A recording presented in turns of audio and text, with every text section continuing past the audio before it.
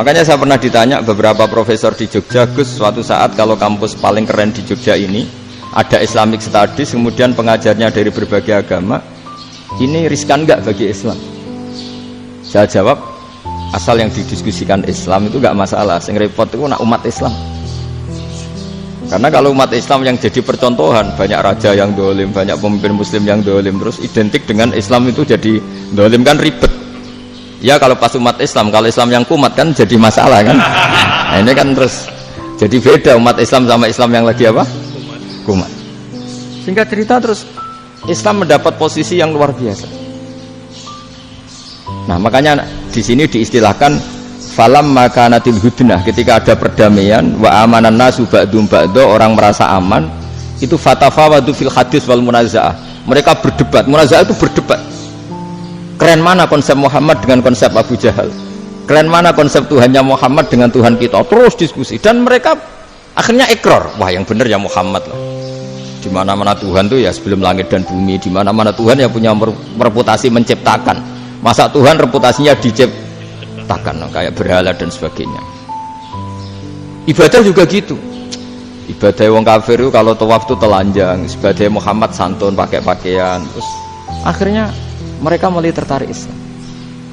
Sehingga saya lihat di beberapa tafsir di Quran itu, sampai lihat di tafsir Tobari itu ada ayat bal naqzifu bil haqqi 'alal batil fayadmaghuhu fa idza huwa zahid. Qadzafa itu kalau di kamus tak lihat itu takallama bila dalilin. Qadzafa itu ya pokoknya sekenanya. Artinya gini, kebenaran Islam atau kebenaran hak itu kamu taruh sekenanya saja itu tetap menang.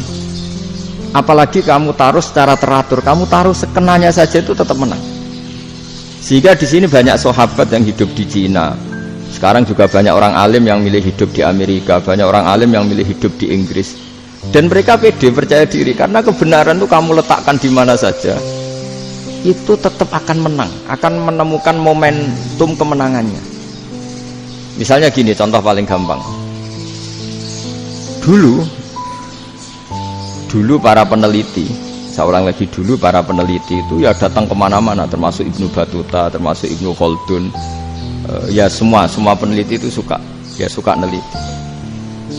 Setelah diteliti, Quran itu satu-satunya kitab suci yang membicarakan sains, misalnya tentang falak, tentang astronomi, tentang asal-usul kejadian manusia, kejadian makhluk.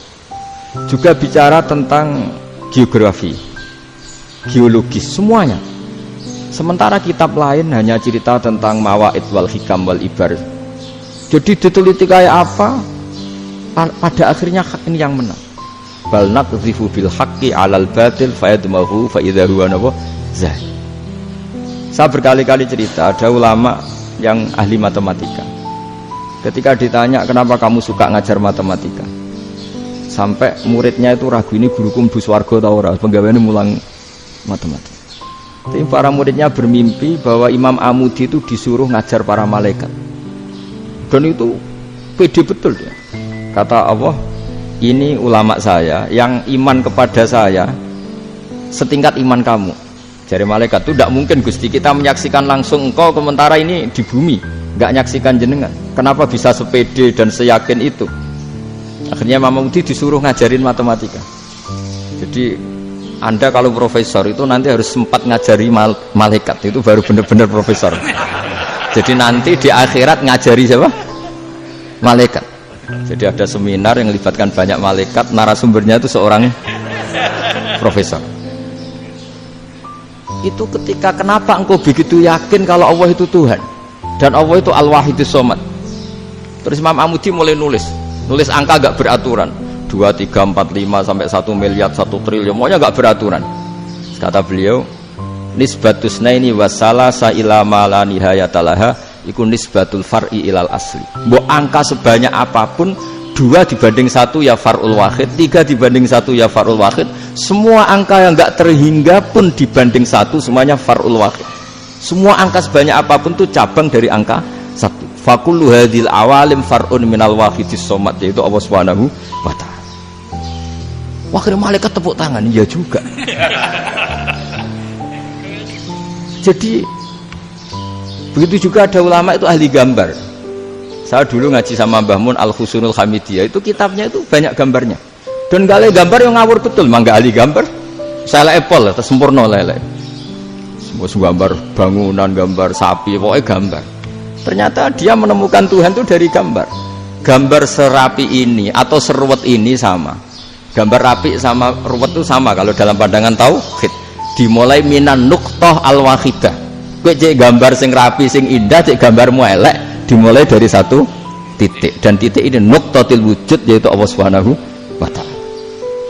Jadi nak cara ahli tauhid gak penting gambare api, menang lomba atau ora penting. Butuhe hadis surah ini gambar baik yang rapi maupun ndak adalah min nuqtah dari satu titik. Alam raya sebanyak ini mbok gambar mbok ora, cek mulai Mars sampai Jupiter kabeh semua bentuknya yang banyak ini semuanya min nuqtatil wujud, yaitu dari titik wujud. Gini kok Allah Subhanahu wa ta'ala.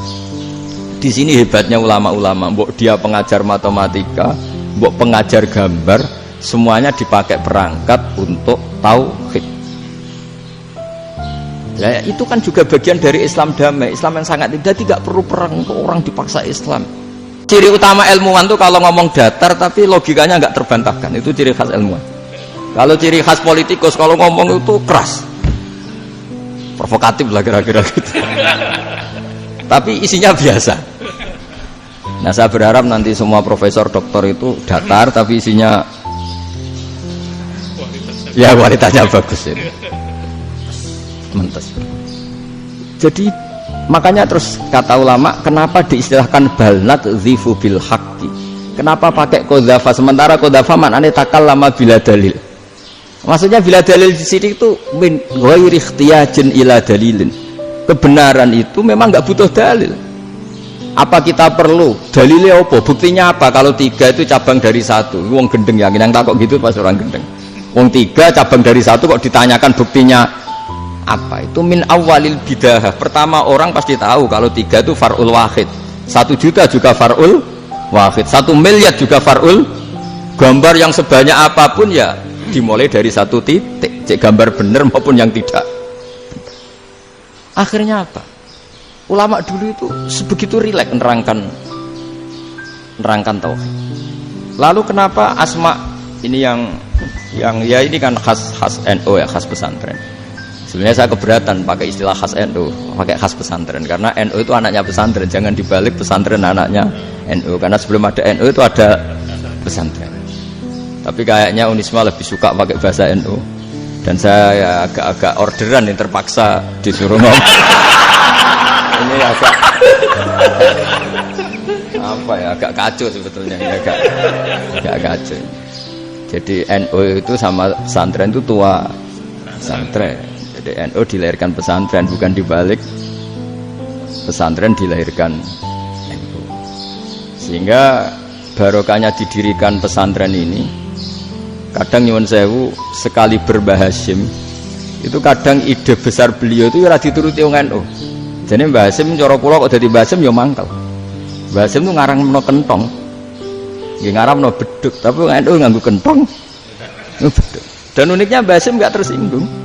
Karena ciri khas pesantren itu membolehkan perbedaan apa? Pendapat. Itu masyhur khilafnya Mbah Hasyim sama Mbah Fakih Mas Kumambang itu sampai dikitabkan. Saling ngeritik, saling macam-macam lah. Jadi cara berpikir Mbah Hasyim ketika Nabi rembukan, ini gimana ya cara menentukan waktu sholat ya pakai kentong ya Rasulullah, zakalin nasoro itu untuk orang Nasrani, ya pakai buk itu trompet, zakalil Yahud itu untuk orang Yahudi. Terus, ada yang usul lagi pakai api ya Rasulullah, zakalil Majusi itu orang Majusi. Setelah itu ada orang datang lari-lari cerita mimpi azan tadi, ya itu terus dipakai sarana pemanggilan sholat ya azan itu. Sehingga Mbah Hasyim menolak kentong karena mantas sababi qaumin bahwa beliau keras sekali sampai bilang haram. Beliau judulnya ya haram, al jasus antakrimin nakus.